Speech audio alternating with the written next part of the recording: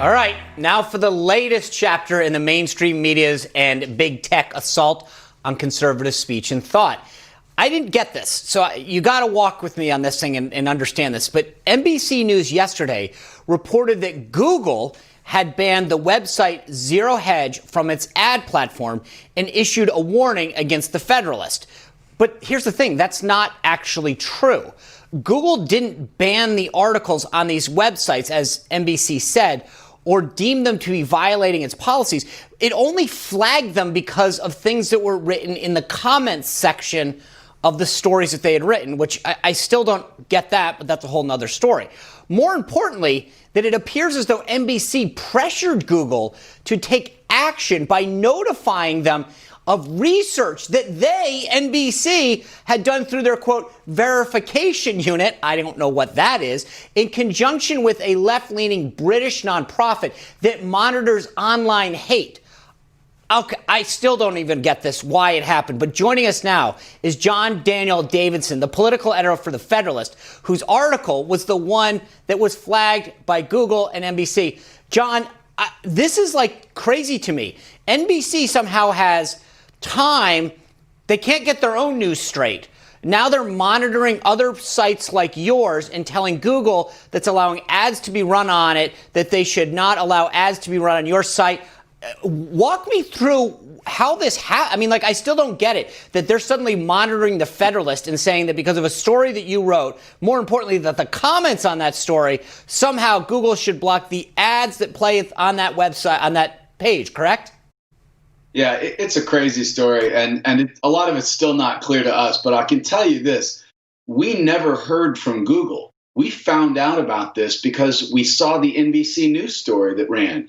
This reporter for the NBC News verification unit emailed our generic media at the Federalist email, never reached out to me, never reached out to our publisher or any of our editors or any of our staff, and ran with this story saying that we had been demonetized by Google, which wasn't true. So we reached out to Google and said, hey, what's going on with this NBC News story? There's nothing wrong with our Google ads. And at that point, Google was like, well, we don't really know. We'll have to look into it. Out of all that back and forth came the response that there's a problem with our comment section, which is run by a third party, and we don't monitor or run at all. And they said, well, just, take down your comments and we'll work this out. So we did. Meanwhile, nothing in the NBC story was true at all. And apparently the article that was cited by the left-wing media watchdog group in Britain that was part of the original research for this was an article I had written criticizing the corporate media's coverage of the riots and protests around Black Lives Matter, which included criticism of NBC News. There we go. So that's why I couldn't figure out why they cared. Now I get it. The second you critique them, they go after you. The thing that viewers need to understand here is that you've got a website, The Federalist. You write a story. On the bottom, people can comment on it. And what Google is saying is if you want to have our ads play on that page, then we get to talk to you about how those comments are playing. And basically, NBC came in and tried to play censor cop on this. Yeah, apparently that is what happened, which is ironic and hypocritical on a number of levels. One of which is that the worst comment section on the internet is YouTube, which is wholly owned by Google and doesn't have much monitoring. And if you want to see vile comments, go on YouTube and read any of the comments on there.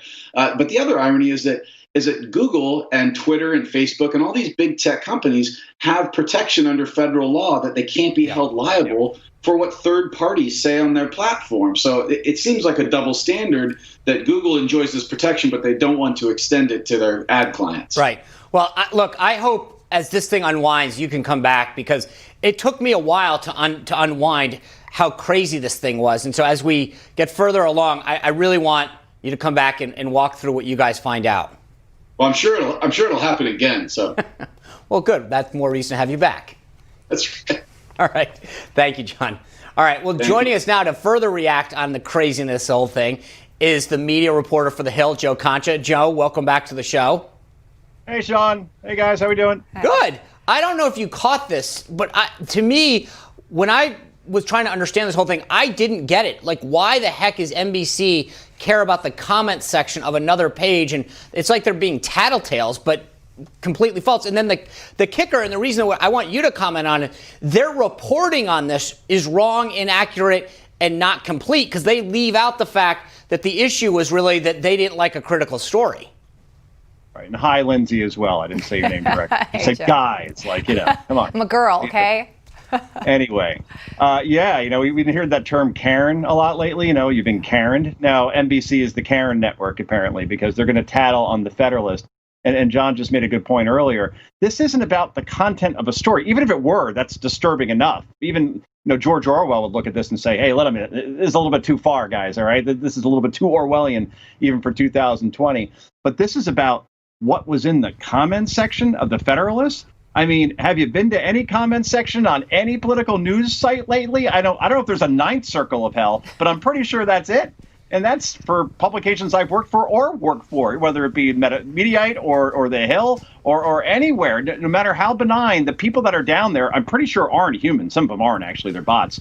But if we're going to start now saying that unless the comment section is cleaned up, you're going to be demonetized, well, guess what? Every single news organization is going to have their comment sections, or they're going to be demonetized by Google as a result, because everything is filth down there. And this is just beyond. I mean, we've seen some scary stuff already, right? According to the last couple of weeks with the New York Times, a publisher, or excuse me, an editor has to resign because of a Tom Cotton editorial that 52% of the American public agreed with. Right? Philadelphia Inquirer, buildings matter too. All right, you're gone as well.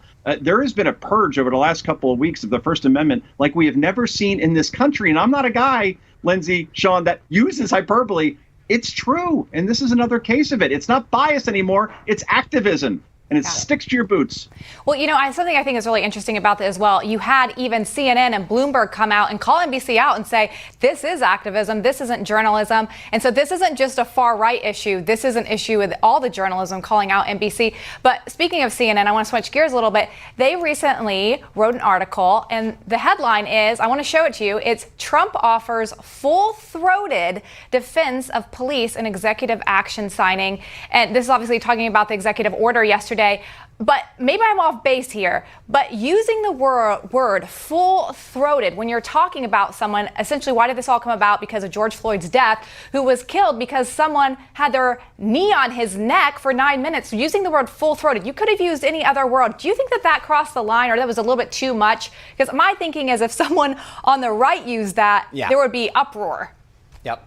Yeah, boy, I hadn't even considered that was something that may have been intentional, but it is an odd thing to put in a headline, right? You could say full support, fervent support, passionate support, full-throated. Yeah, I hadn't even considered that, and that this is good Lindsay's right point. Now, because I'm literally reacting in real time. If this had been anyone on the right that used that phrase, these guys would be all over them. Lindsay's absolutely right. If someone else had done this, these guys would be out there calling for them to be fired and resigned. I mean, they get away with this thing. They knew exactly what they were doing. They were trolling Trump, and this is. I can't believe that they get away with this, except for the rest of the media is complicit in covering up for them. Wow. You may be right, Sean. I mean, we always see Republicans pounce, or conservative media pounces or seizes on certain moments.